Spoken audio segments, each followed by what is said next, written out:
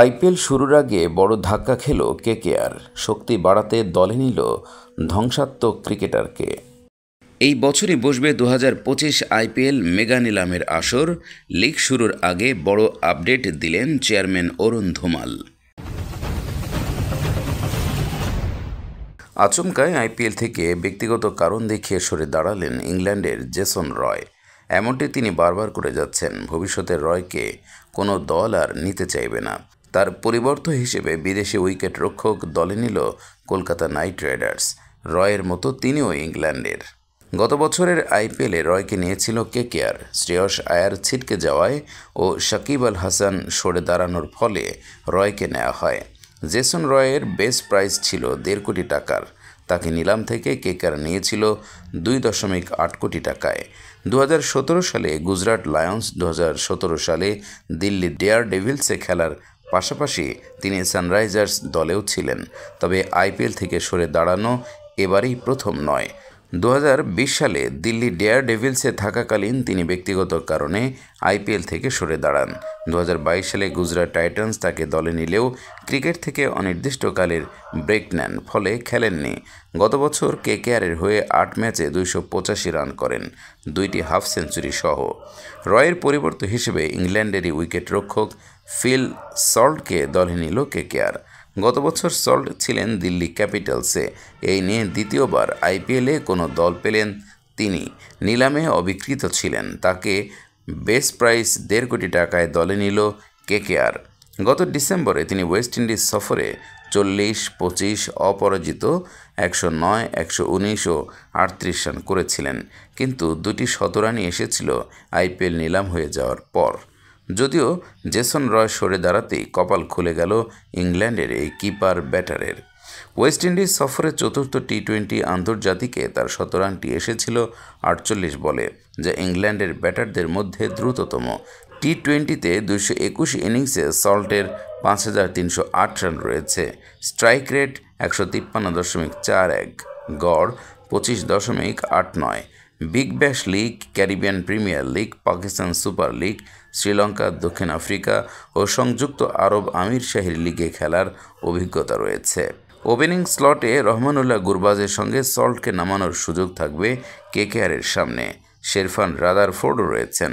Andre Russell, Sunil Narine, Mitchell Starc, Dushmantha Chameera, Mujeebur রহমানের মতো বিদেশি বোলার এবং অলরাউন্ডারও রয়েছেন। ফলে কোন 4 বিদেশি একাদশে রাখবে কেকেআর, সেটাই বড় চ্যালেঞ্জ। শুক্রবার থেকে ইডেনে অনুশীলনে নামবে শ্রেয়স আয়ারের নেতৃত্বাধীন কেকেআর। গম্ভীরের কেকেআরে প্রত্যাবর্তন নিয়ে ভেঙ্কটেশ আয়ার জানিয়েছিলেন, দুর্দান্ত খবর কেকেআরের জন্য যে গৌতম স্যার ফিরে এসেছেন দলে। ওনার সঙ্গে কাজ করার জন্য মুখিয়ে আছি। যতবারই তার সঙ্গে এর আগে কথা হয়েছে ততবারই তিনি একটাই কথা বলে এসেছেন যে দলের কথা ভেবে যোগদান রাখতে, ব্যক্তিগত মাইলস্টোনের জন্য না দৌড়াতে। দুর্দান্ত একজন নেতা। আমি অবশ্যই চন্দ্রকান্ত স্যার ও গৌতম স্যারের যুগলবন্দিকে দেখার জন্য উত্তেজিত। 2 জনেরই ট্রফি জেতার অভিজ্ঞতা রয়েছে। আশা জাগিয়েও আলো নিভে গেল। গোটা আইপিএল থেকেই ছিটকে গেলেন ঋষভ পন্থ। আইপিএল শুরু হওয়ার মাত্র 11 দিন আগে ঋষভ পন্থকে নিয়ে শুরু হলো নতুন জল্পনা।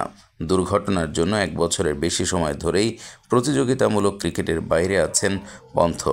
আইপিএলের মঞ্চকেই প্রত্যাবর্তনের জন্য পাখির চোখ করেছিলেন ভারতীয় এই ক্রিকেটার। কিন্তু টুর্নামেন্ট শুরুর আগেই খারাপ খবর শুনতে হলো দিল্লি ক্যাপিটালসকে। ঋষভ পন্থকে দলে রেখেই আসন্ন মৌসুমের জন্য রণকৌশল সাজিয়েছিল দিল্লি ফ্র্যাঞ্চাইজি।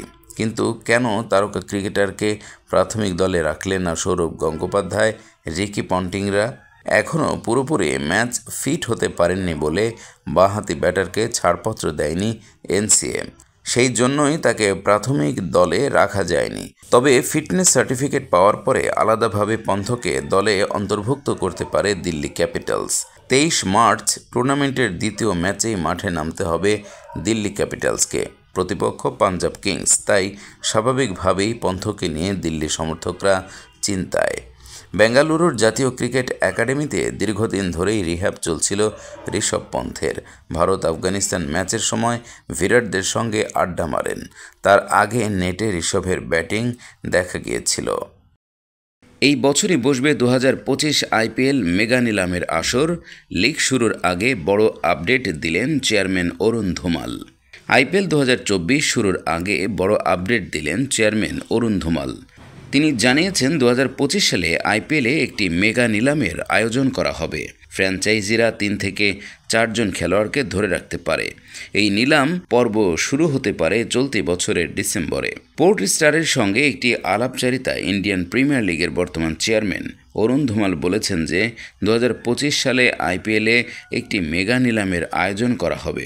ফ্র্যাঞ্চাইজিরা 3 থেকে 4 জন খেলোয়াড়কে ধরে রাখতে পারে এবং তারপর মেগা নিলাম থেকে বাকি স্কোয়াড কিনতে পারে। ভারত বনাম ইংল্যান্ড সিরিজ শেষ হওয়ার সঙ্গে সঙ্গে ভারতীয় ক্রিকেটের ফোকাস এখন আইপিএল 2024-এর দিকে। এই সময়ে অরুণ ধুমালের এই ঘোষণা ক্রিকেটে নতুন করে আলোচনার জন্ম দেবে। 22 মার্চ থেকে শুরু হবে এবারের ইন্ডিয়ান প্রিমিয়ার লিগ। নগদ সমৃদ্ধ লিগ শুরু হতে এখনও কিছু সময় বাকি রয়েছে। তবে লিগের 17তম সংস্করণের আগেই আইপিএলের 18তম সংস্করণ নিয়ে বড় বার্তা দিয়েছেন তিনি। মূলত তিনি যেই খবরের কথা বলেছেন সেটি আসলে 2025 সালে ঘটবে, অর্থাৎ পরের বছর হতে চলেছে। তিনি নিশ্চিত করেছেন যে টুর্নামেন্ট শুরু হওয়ার আগে ভক্তদের কিছু বড় অ্যাকশনের মাধ্যমে স্বাগত জানানো হবে, কারণ 2025 সালে একটি মেগা নিলাম দেখা যেতে পারে। জুনে বিশ্বকাপ, আইপিএল দ্রুত শেষ করতে ডাবল ধামাকা বোর্ডের। সময় চলিয়া যায় নদীর স্রোতের প্রায়। সময় বড়ই মূল্যবান, তাই সময়ের কথা মাথায় রেখে কয়েকদিন আগে বোর্ডের পক্ষ থেকে আইপিএলের 21টি ম্যাচের আংশিক সূচি ঘোষণা করা হয়েছে। এবার সময় বাঁচাতে বড় সিদ্ধান্ত নিতে চলেছে বিসিসিআই। আসলে চলতি বছরের জুনে রয়েছে আইসিসি টি20 বিশ্বকাপ। তার জন্য মে মাসের মধ্যে আইপিএল শেষ করতে চাইছে বোর্ড। এবছর দেশে হবে লোকসভা নির্বাচন, তার জন্য আইপিএলের পুরো সূচি ঘোষণা করতে পারেনি বিসিসিআই। এবার আইপিএল দ্রুত শেষ করার জন্য বোর্ড ডাবল ধামাকা দিতে চলেছে। আর 11 দিন পর 17তম আইপিএলের ঢাকে কাঠি পড়বে। তার আগে স্টার স্পোর্টসকে দেয়া এক সাক্ষাৎকারে আইপিএলের চেয়ারম্যান অরুণ ধুমাল জানিয়েছেন 25-26 মের মধ্যে আইপিএল শেষ করে দেওয়ার বিষয়ে ভাবনা চিন্তা করছে বোর্ড, কিন্তু সময় কম বলে টুর্নামেন্ট তাড়াতাড়ি শেষ করার জন্য বেশি ডাবল হেডারের কথা ভাবতে পারে বিসিসিআই। অরুণ ধুমালের কথায় 2019 সালেও নির্বাচন হয়েছিল, তারপরও আইপিএল হোম ও অ্যাওয়ে ফরম্যাটেই অনুষ্ঠিত হয়েছিল। এবার লোকসভা নির্বাচনের তারিখ বেরিয়ে গেলে এবং ভোটের তারিখগুলি সম্পর্কে আমরা স্পষ্ট জানতে পারলে আইপিএলের পরবর্তী পর্বের কাজ নিয়ে ভাবতে পারবো। কিন্তু জুনের প্রথম সপ্তাহে টি20 বিশ্বকাপ রয়েছে, তাই 25 মে কিংবা 26 মের মধ্যে আইপিএল শেষ করার কথা ভাবা হচ্ছে, কারণ তারপর মার্কিন যুক্তরাষ্ট্র পাড়ি দেবেন ক্রিকেটাররা।